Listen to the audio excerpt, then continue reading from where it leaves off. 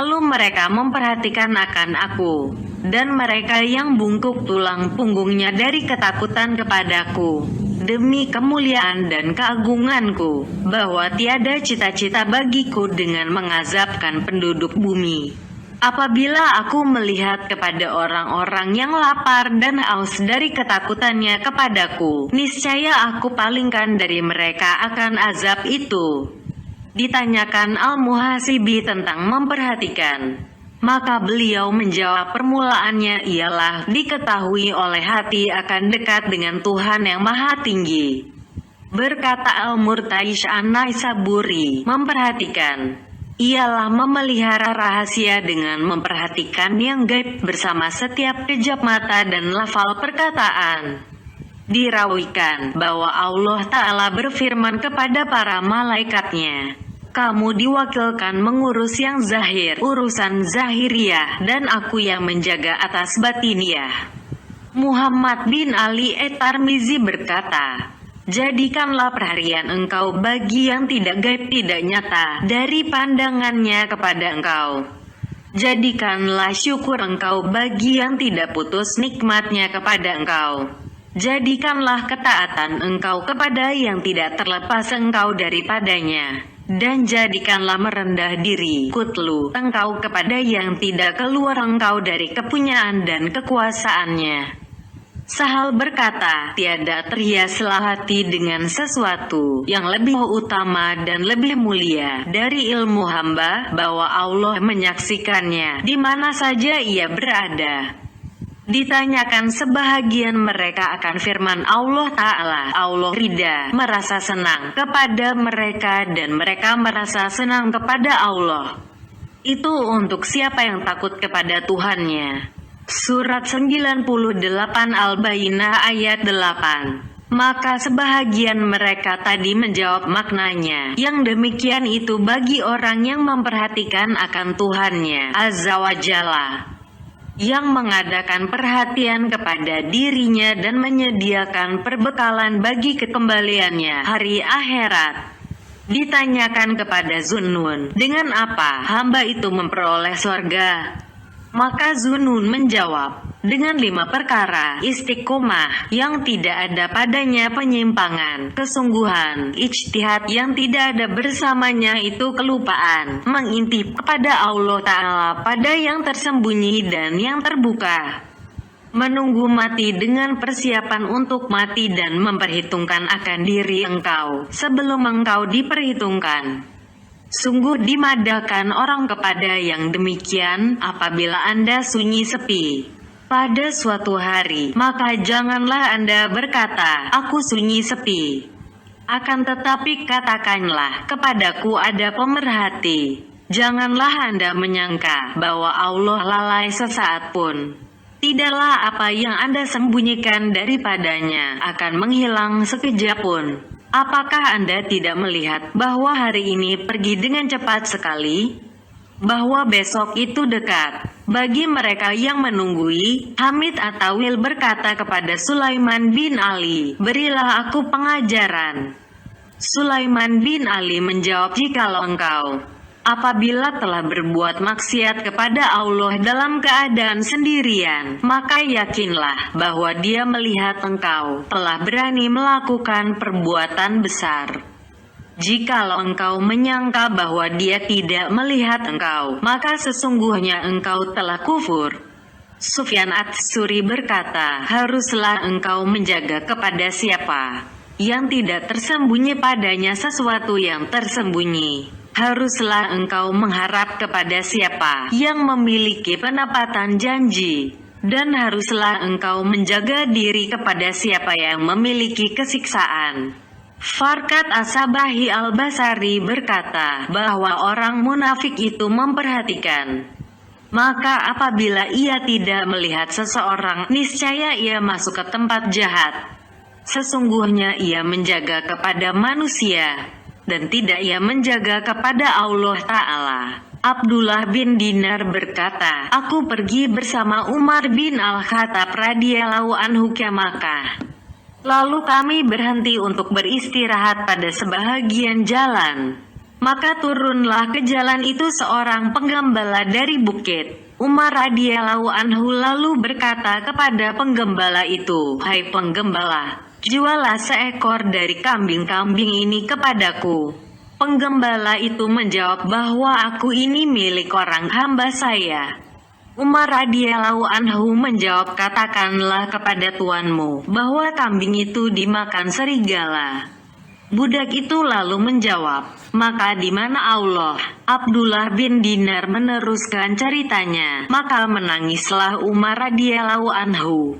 Kemudian, pada besok paginya, Umar radhiyallahu anhu pergi kepada budak itu, lalu membelinya dari tuannya dan dimerdekakannya, seraya berkata, "Engkau dimerdekakan dalam dunia ini oleh kalimat itu. Dan aku mengharap bahwa kalimat itu akan memerdekakan engkau di akhirat." Penjelasan hakikat makna al-muraqabah sama dengan memperhatikan, mengintip, menjaga dan derajat-derajatnya.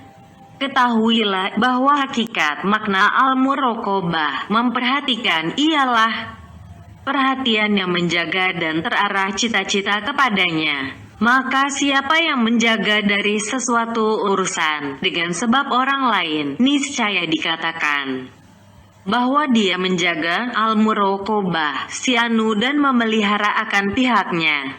Dan dikehendaki dengan penjagaan ini ialah keadaan bagi hati yang dihasilkan oleh semacam dari pengenalan, marifah. Dan dihasilkan oleh keadaan itu akan amal perbuatan pada anggota-anggota badan dan pada hati. Adapun keadaan itu ialah menjaga hati bagi yang menjaga, menyibukkan hati dengan dia. Berpalingnya hati kepadanya, perhatiannya hati kepadanya dan terarahnya hati kepadanya. Adapun marifah, pengenalan, yang menghasilkan keadaan itu, maka ialah ilmu. Bahwa Allah itu melihat segala isi hati, mengetahui segala rahasia, menjaga segala amal hamba, berdiri di atas setiap diri, dengan apa yang diusahakannya. Bahwa rahasia hati pada Allah Ta'ala itu terbuka, sebagaimana yang tampak pada kulit itu terbuka bagi makhluk. Bahkan lebih jelas dari yang demikian. Maka marifah, pengenalan ini, apabila telah menjadi keyakinan, yakni bahwa pengenalan itu telah terlepas dari keraguan, kemudian sesudah itu pengenalan tersebut menguasai dan mengerasi akan hati, maka kerap kali ilmu yang tak ada keraguan padanya itu tidak mengerasi atas hati, seperti mengetahui ilmu dengan mati. Maka apabila pengenalan itu telah menguasai hati, niscaya ia menghelakan hati kepada menjaga pihak yang menjaga dan mengarahkan cita-citanya kepadanya. Mereka yang yakin dengan pengenalan ini ialah mereka orang-orang mendekatkan diri kepada Allah, al-muqarrabin.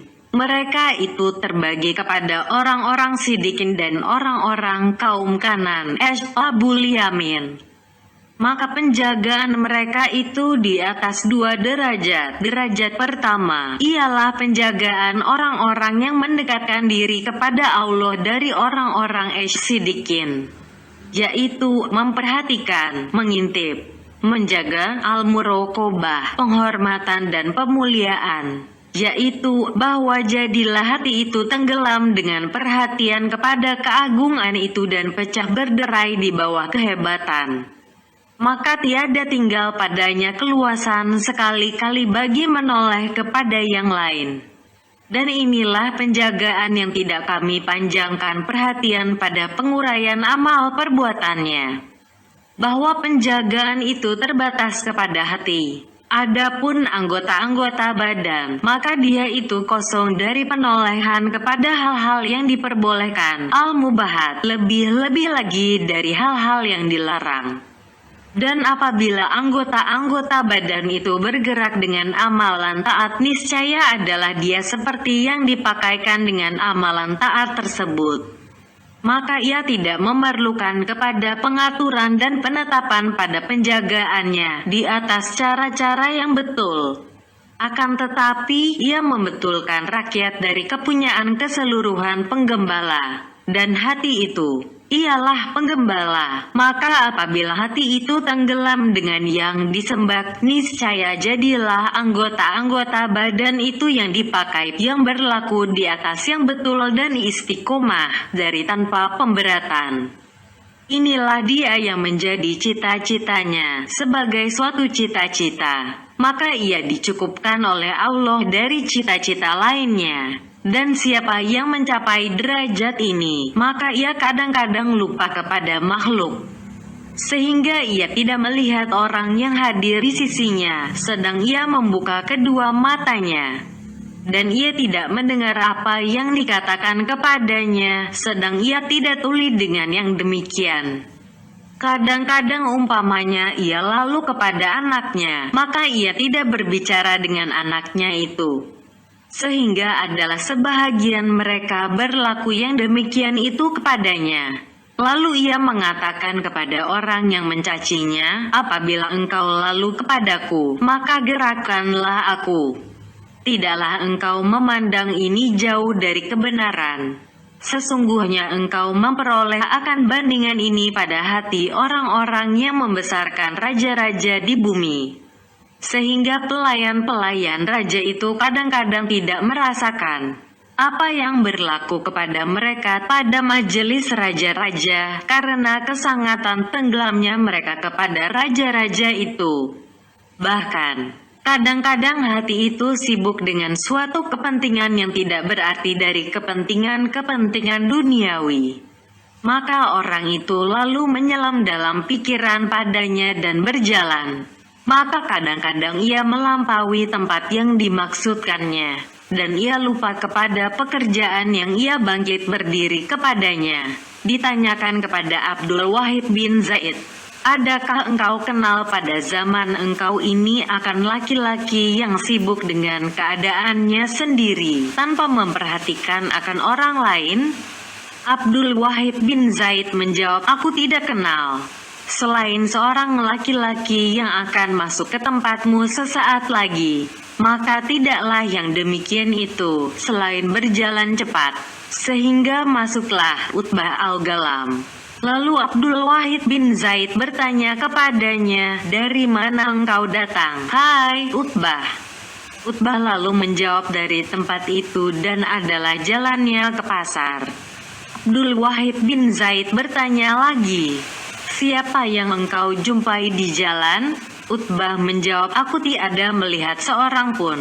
Diriwayatkan dari Yahya bin Zakaria alaihi salam bahwa ia lalu dekat seorang wanita. Maka ditolaknya wanita itu sehingga jatuh tersungkur. Maka ditanyakan kepadanya, mengapa engkau berbuat demikian? Yahya bin Zakaria alaihi salam menjawab, aku tidak menyangkakannya. Selain dinding, diceritakan dari sebahagian mereka bahwa ia berkata, aku lalu dengan segolongan orang yang melemparkan, dan seorang duduk jauh dari mereka. Lalu aku datang ke depannya. Aku bermaksud akan berbicara dengan dia. Lalu orang itu berkata, berzikir kepada Allah Ta'ala itu merindukan. Maka aku bertanya, engkau sendirian? Orang itu menjawab, bersamaku Tuhanku dan dua malaikatku. Aku lalu bertanya, siapa yang dahulu dari mereka itu?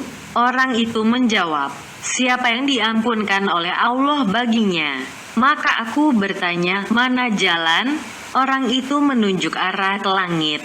Ia bangun berdiri dan berjalan, seraya mengucapkan, kebanyakan makhluk engkau sibuk tanpa mengingati engkau. Maka inilah perkataan yang tenggelam dengan musyahadah, penyaksian kepada Allah Ta'ala. Ia tidak berkata-kata selain daripadanya, dan ia tidak mendengar selain padanya.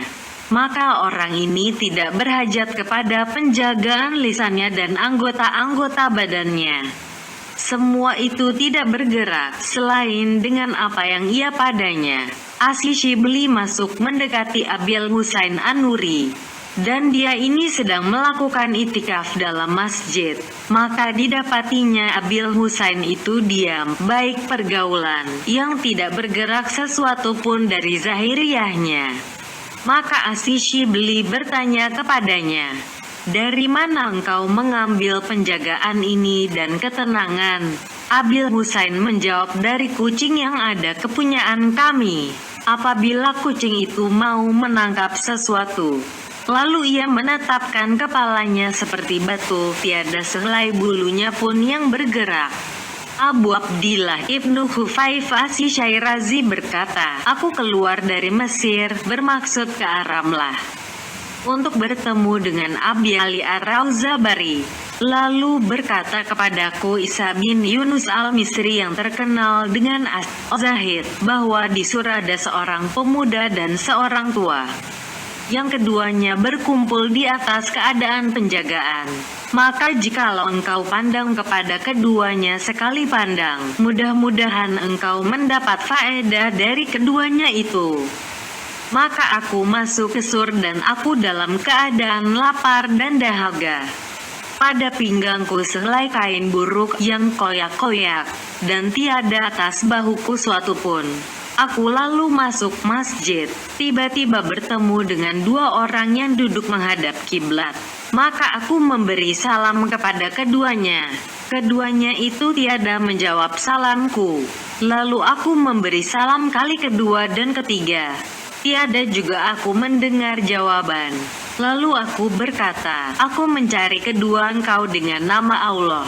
Mengapa kedua engkau tidak membalas salamku?" Lalu pemuda itu mengangkatkan kepalanya dari pakaian buruknya. Maka ia memandang kepadaku, seraya berkata, "Hai Ibnu Khufaif, dunia itu sedikit, dan tiada tinggal dari yang sedikit itu. Selain sedikit, maka ambillah dari yang sedikit itu akan banyak. Hai Ibnu Khufaif, alangkah sedikitnya kesibukan engkau, sehingga engkau memperoleh keluangan waktu untuk bertemu dengan kami." Ibnu Khufaif meneruskan ceritanya, "Maka ia memegang dengan keseluruhanku. Kemudian, ia menekurkan kepalanya pada tempat itu untuk kembali kepada penjagaan. Aku tinggal bersama keduanya itu, sehingga kami mengerjakan salat duhur dan ashar. Maka hilanglah laparku, hausku dan letihku. Tatkala telah waktu ashar, maka aku berkata, 'Berilah aku pengajaran.' Ia lalu mengangkatkan kepalanya kepadaku dan berkata, 'Hai Ibnu Khufaif, kami ini orang-orang yang mempunyai musibah. Tiada bagi kami lisan untuk pengajaran. Aku tinggal pada keduanya itu 3 hari. Tiada aku makan, tiada minum, dan tiada tidur. Dan aku tiada melihat keduanya memakan dan meminum sesuatu. Tatkala hari ketiga, maka aku mengatakan pada batinku, aku bersumpah pada keduanya. Kiranya keduanya itu memberi pengajaran kepadaku. Mudah-mudahan aku memperoleh manfaat dengan pengajaran keduanya itu." Maka pemuda itu mengangkatkan kepalanya, seraya berkata kepadaku, "Hai Ibnu Khufaif, haruslah engkau bersahabat dengan orang yang diingatkan engkau oleh Allah melihatnya, dan jatuh kehebatannya atas hati engkau. Ia mengajarkan engkau dengan lisan perbuatannya, dan ia tidak mengajarkan engkau dengan lisan perkataannya. Wassalam, bangunlah dari kami." Maka inilah derajat orang-orang yang bermuraqabah, memperhatikan, yang mengerasi atas hati mereka oleh pengagungan dan penghormatan. Lalu tidak tinggal pada mereka keluasan bagi yang lain dari itu. Derajat kedua ialah al-muraqabah, memperhatikan, mengintip, menjaga orang-orang yang wara dari golongan kanan. Mereka itu ialah suatu kaum yang mengerasi keyakinan bahwa Allah melihat zahiriyah dan batiniah mereka atas hati mereka. Akan tetapi, tidak mendasyatkan mereka oleh perhatian keagunan, tetapi hati mereka tetap atas batas sedang, yang meluasi bagi penolehan kepada segala hal ihwal dan amal perbuatan. Hanya bahwa hati itu serta melaksanakan segala amal perbuatan tidaklah terlepas dari perhatian benar telah mengerasi atas mereka oleh malu kepada Allah, maka mereka tidak maju dan tidak mundur selain sesudah berketetapan hati padanya, dan mereka mencegah diri dari setiap apa yang mereka memperoleh kekejian dengan dia pada hari kiamat, bahwa mereka itu melihat Allah di dunia menengok kepada mereka. Maka mereka tidak berhajat kepada menunggu hari kiamat. Engkau mengenal perbedaan dua derajat tadi dengan musyahadah, penyaksian, bahwa engkau pada tempat kesepian engkau kadang-kadang mengerjakan amal perbuatan, lalu datang kepada engkau anak kecil atau wanita, lalu engkau ketahui bahwa dia menengok engkau, maka engkau malu kepadanya, lalu engkau baguskan duduk engkau dan engkau jaga hal keadaan engkau, tidak dari karena pengagungan dan pemuliaan, akan tetapi dari karena malu, bahwa penyaksiannya itu, walaupun tidak mendahsyatkan engkau dan tidak menenggelamkan engkau, maka penyaksian itu membangkitkan malu kepada engkau. Kadang-kadang masuk ke tempat engkau, salah seorang raja atau salah seorang pembesar, lalu menenggelamkan engkau oleh pemuliaan, sehingga engkau tinggalkan apa yang sedang engkau kerjakan, karena sibuk menyambutnya, tidak karena malu kepadanya. Maka begitulah bermacam-macam martabat hamba pada al-muraqabah, memperhatikan, mengintip, menjaga kepada Allah Ta'ala. Dan orang yang berada pada derajat ini, maka ia berhajat bahwa ia menjaga akan semua gerak-geriknya, diamnya, gurisan dalam hatinya dan detik-detik masanya. Kesimpulannya, semua usaha pilihannya, dan baginya padanya itu dua perhatian. Perhatian sebelum kerja dan perhatian pada kerja. Adapun sebelum kerja, maka hendaklah ia perhatikan bahwa apa yang tampak baginya dan tergerak gurisan hatinya dengan mengerjakannya. Adakah dia itu karena Allah khususnya, ataukah dia itu pada hawa nafsu dan mengikuti setan? Maka ia berhenti sebentar daripadanya dan menetapkan pikiran, sehingga tersingkap baginya yang demikian itu dengan nur al-haq, cahaya kebenaran Tuhan yang maha benar. Maka jikalau adalah karena Allah Ta'ala, niscaya diteruskannya. Dan jikalau adalah bagi selain Allah, niscaya ia malu kepada Allah dan mencegah diri daripadanya. Kemudian, ia mencaci dirinya atas kegemarannya padanya itu, cita-citanya dan kecenderungannya kepadanya. Ia perkenalkan kepada dirinya akan buruk perbuatannya dan usahanya pada kekejiannya, bahwa dirinya itu musuh dirinya. Jikalau tidak dibaikan oleh Allah dengan pemeliharaannya, keberhentian sebentar ini pada permulaan segala urusan hingga batas memperoleh penjelasan itu harus yang diwajibkan, yang tak boleh lari seorang pun daripadanya. Sesungguhnya pada hadits bahwa disebarkan bagi hamba pada setiap gerak dari gerak-geriknya walaupun kecil 3 lembaran pertanyaan. Lembaran pertanyaan pertama, mengapa? Lembaran pertanyaan kedua, bagaimana? Dan lembaran pertanyaan ketiga, untuk siapa? Makna mengapa, artinya, mengapa engkau perbuat ini? Adakah harus atas engkau, bahwa engkau memperbuatnya karena Tuhan engkau, atau engkau cenderung kepadanya dengan keinginan engkau atau kenafsuan engkau? Jikalau ia selamat dari yang demikian, dengan adanya ia mengerjakan yang demikian karena Tuhannya, niscaya ia ditanyakan dengan lembaran pertanyaan kedua. Lalu ditanyakan kepadanya, bagaimana engkau berbuat ini? Bahwa Allah mempunyai syarat dan hukum pada setiap perbuatan yang tidak diketahui kadarnya, waktunya dan sifatnya selain dengan ilmu. Maka ditanyakan kepadanya, bagaimana engkau perbuat? Adakah dengan ilmu yang dibuktikan dengan dalil ilmin muhakakin atau dengan kebodohan dan sangkaan? Maka jikalau ia selamat dari yang demikian, niscaya dikembangkan akan lembaran ketiga, yaitu penuntutan dengan keikhlasan. Lalu ditanyakan kepadanya, untuk siapa engkau kerjakan? Adakah karena wajah Allah semata-mata karena memenuhi ucapan engkau, la ilaha illallah? Maka adalah pahala engkau atas Allah, atau karena manusia yang diciptakan seperti engkau, maka ambillah pahala engkau daripadanya, atau engkau mengerjakannya. Untuk engkau memperoleh hal yang segera dari dunia engkau, maka telah kami penuhi kepada engkau akan bahagian engkau dari dunia.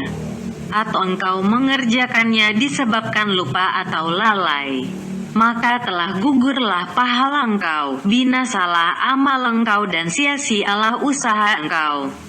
Dan jikalau engkau kerjakan untuk selain aku, maka engkau harus memperoleh kutukanku dan siksaanku. Karena adalah engkau hamba bagiku, engkau makan rezeki yang aku berikan, engkau bersenang-senang dengan nikmatku, kemudian engkau berbuat bagi selain aku. Apakah engkau tidak mendengar bahwa aku berfirman, sesungguhnya apa yang kamu sembah itu, yaitu bukan Allah, adalah hamba-hamba serupa kamu juga. Surat 7 Al-A'raf ayat 194. Firman Allah Ta'ala, sesungguhnya apa kamu sembah selain dari Allah itu, tiada berkuasa untuk memberikan rezeki dari Allah dan sembahlah Dia. Surat 29 Al-Ankabut ayat 17. Rugilah engkau. Apakah tidak engkau mendengar aku bahwa aku berfirman, ketahuilah bahwa agama yang bersih itu hanya kepunyaan Allah. Surat 39 Az-Zumar ayat 3. Apabila hamba mengetahui bahwa berbetulan dengan segala tuntutan dan pengejekan ini, ia menuntut akan dirinya sebelum diri itu dituntut, dan ia menyediakan jawaban bagi pertanyaan, dan hendaklah ada jawaban itu betul. Maka tidak ia mulai dan tidak ia ulangi, selain sesudah bertetapan hati. Dan ia tidak menggerakkan pelupuk mata dan anak jari, selain sesudah memperhatikan betul-betul. Nabi Shallallahu Alaihi Wasallam bersabda kepada Ma'az, bahwa orang itu ditanyakan dari celak kedua matanya dan dari dihancurkannya tanah dengan dua anak jarinya dan dari disentuhnya akan kain saudaranya. Al-Hasan Al-Basri berkata, adalah salah seorang mereka apabila berkehendak bersedekah dengan sesuatu sedekah, niscaya ia memperhatikan dan berketetapan hati. Maka jikalau ada yang demikian itu karena Allah, niscaya diteruskannya. Al-Hasan Al-Basri berkata, Allah merahmati akan hamba yang berhenti ketika timbul cita-citanya. Maka jikalau adalah cita-cita itu karena Allah, niscaya ia teruskan. Dan jikalau bagi lainnya, niscaya ia kemudiankan. Al-Hasan Al-Basri berkata tentang hadits yang dirawikan saat yang diwasiatkan Salman, yaitu, bertakwalah akan Allah ketika timbul cita-cita engkau, apabila engkau bercita-cita. Berkata Muhammad bin Ali, bahwa orang mukmin itu yang berhenti sebentar lagi berhati-hati. Ia berhenti ketika timbul cita-citanya, dan tidaklah orang mukmin itu seperti orang yang memotong kayu dalam gelap malam. Maka inilah dia itu pandangan pertama pada menjaga ini. Dan tidaklah bersih dari ini, selain oleh ilmu yang teguh, marifah, ilmu mengenal Allah Ta'ala, yang hakiki dengan rahasia-rahasia amal perbuatan, lobang-lobang hawa nafsu dan tipu daya setan. Maka manakala ia tidak mengenal dirinya, Tuhannya dan musuhnya iblis, ia tidak mengenalkan apa yang bersesuaian dengan hawa nafsunya dan ia tidak membedakan di antaranya dan apa yang disukai oleh Allah dan yang diridainya pada niatnya, cita-citanya, pikirannya, diamnya dan geraknya, maka ia tiada akan selamat pada penjagaan ini. Bahkan kebanyakan mereka itu mengendarai kebodohan pada apa yang tiada disukai oleh Allah Ta'ala. Dan mereka itu menyangka bahwa mereka itu membaguskan perkataan. Jangan engkau menyangka bahwa orang bodoh dengan apa yang disanggupinya kepada belajar, bahwa dia itu dimaafkan. Amat jauh dari yang demikian. Akan tetapi, menuntut ilmu itu fardu atas setiap orang muslim. Dan karena inilah 2 rakaat salat dari orang yang berilmu itu lebih utama dari 1000 rakaat dari orang yang tidak berilmu. Karena orang yang berilmu itu mengetahui bahaya-bahaya hawa nafsu, tipuan-tipuan setan dan tempat-tempat terpedaya. Maka ia menjaga diri dari yang demikian. Dan orang yang bodoh tidak mengetahuinya. Maka bagaimana ia menjaga diri daripadanya? Maka senantiasalah orang yang bodoh itu dalam kepayahan, dan setan itu kepadanya dalam kegembiraan dan makian. Maka kita berlindung dengan Allah dari kebodohan dan kelalaian. Kebodohan itu pangkal setiap kedurhakaan dan sendi setiap kerugian. Maka hukum Allah Ta'ala atas setiap hamba itu, bahwa ia memperhatikan akan dirinya ketika timbul cita-citanya dengan berbuat dan usahanya dengan anggota badan. Maka ia berhenti sebentar dari cita-cita dan dari usaha, sehingga tersingkaplah baginya dengan nur ilmu bahwa perbuatan itu karena Allah Ta'ala. Maka diteruskannya, atau perbuatan itu karena hawa nafsu, maka ia menjaganya. Ia memperingatkan hati kepada berpikir padanya dan dari bercita-cita dengan perbuatan tersebut. Bahwa bahaya pertama pada perbuatan batil, salah itu, apabila tidak ditolak, niscaya ia mewariskan kegemaran. Kegemaran itu mewariskan cita-cita. Cita-cita itu mewariskan keyakinan akan maksud. Keyakinan akan maksud mewariskan perbuatan. Dan perbuatan itu mewariskan kebinasaan dan kutukan. Maka seyogyanya bahwa disumbatkan benda kejahatan itu dari sumbernya yang pertama, yaitu yang terguris di hati, bahwa semua yang di sebaliknya itu mengikutinya. Manakala sukar yang demikian itu atas hamba dan digelapkan oleh kejadian, maka tidaklah tersingkap baginya. Lalu ia bertafakur, berpikir pada yang demikian itu dengan nur ilmu. Ia meminta perlindungan dengan Allah dari tipuan setan, dengan perantaraan hawa nafsu. Maka jikalau ia lemah dari ijtihad mengeluarkan pendapat dan berpikir dengan dirinya sendiri, maka ia memperoleh cahaya dengan nur ulama-ulama agama. Dan hendaklah ia lari dari ulama-ulama yang menyesatkan, yang menghadap kepada dunia, sebagaimana larinya dari setan. Bahkan, lebih keras lagi, Allah Ta'ala telah mewahyukan kepada Daud alaihi salam, janganlah engkau bertanya dari hal kepada orang yang berilmu, orang alim yang telah dimabukkan oleh kecintaan kepada dunia. Lalu ia memutuskan engkau dari kecintaan kepadaku. Mereka itu orang-orang perampok di jalan raya atas hamba-hambaku. Maka hati yang gelap dengan kecintaan kepada dunia, sangat rakus dan sangat loba kepada dunia itu terdinding, terhijab dari nur Allah Ta'ala. Bahwa tempat memperoleh cahaya nur hati itu adalah hadirat keajaiban ketuhanan. Maka bagaimana memperoleh cahaya dengan keajaiban hadirat ketuhanan orang yang membelakanginya dan menghadap kepada musuhnya, dan asyik dengan orang yang memarahi dan mengutukinya, ialah hawa nafsu dunia. Maka hendaklah cita-cita seorang murid pertama-tama pada hukum-hukum ilmu atau mencari orang yang berilmu yang berpaling dari dunia atau lemah kegemarannya pada dunia, jikalau ia tidak memperoleh orang yang tiada gemar pada dunia. Rasulullah Shallallahu Alaihi Wasallam bersabda bahwa Allah menyukai penglihatan yang mengecam, Ketika datang hal-hal yang syubhat, yang meragukan di antara yang halal dengan yang haram, dan akal yang sempurna ketika datang serangan hawa nafsu. Nabi Shallallahu Alaihi Wasallam mengumpulkan di antara dua hal itu, dan keduanya sebenarnya harus mengharuskan. Siapa yang tiada mempunyai akal yang dapat membagikan pikiran jauh dari nafsu syahwat, maka tiadalah baginya penglihatan yang mengecam pada hal-hal yang syubhat, diragukan. Karena itulah Nabi Shallallahu Alaihi Wasallam bersabda, barang siapa mengerjakan dosa, niscaya ia diceraikan oleh akalnya, yang tiada akan kembali kepadanya untuk selama-lamanya. Maka apakah kadar akal yang lemah yang berbahagia anak Adam dengan dia itu? Sehingga anak Adam itu sengaja menyapu dan menghapuskannya dengan mengerjakan dosa-dosa. Mengenal bahaya-bahaya amal itu telah terhapus pada masa-masa ini.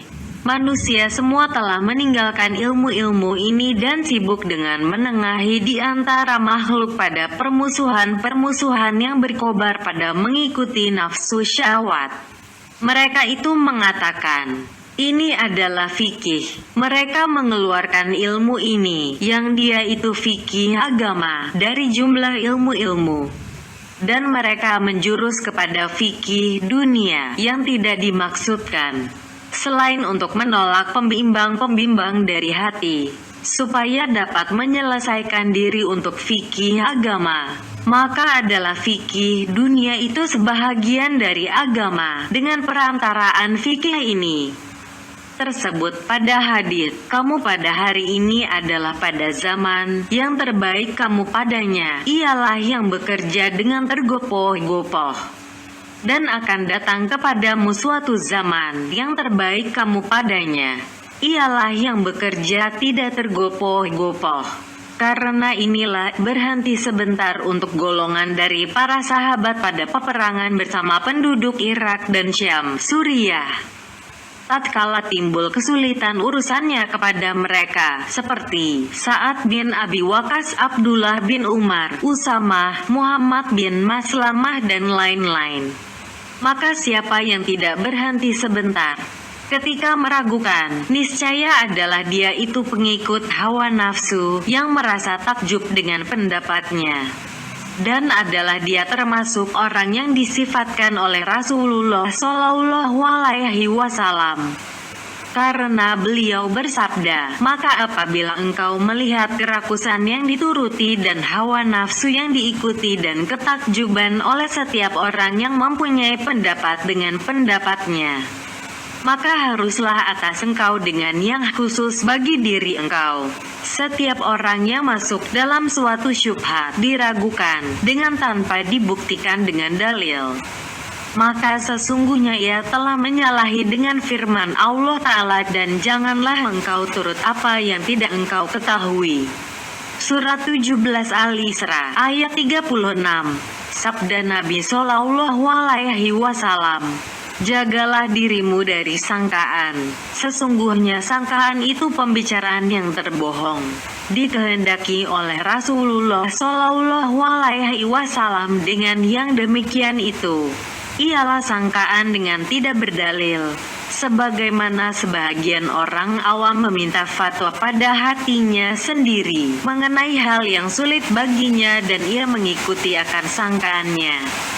Dan karena sukarnya persoalan ini dan besarnya, itulah adanya doa Abu Bakar As-Siddiq radhiyallahu anhu, ya Allah, Tuhanku, perlihatkanlah kepadaku yang benar itu benar dan anugerahkanlah kepadaku mengikutinya, dan perlihatkanlah kepadaku yang salah itu salah dan anugerahkanlah kepadaku menjauhinya. Dan tidaklah engkau jadikan dia itu meragukan kepadaku, lalu aku menuruti hawa nafsu.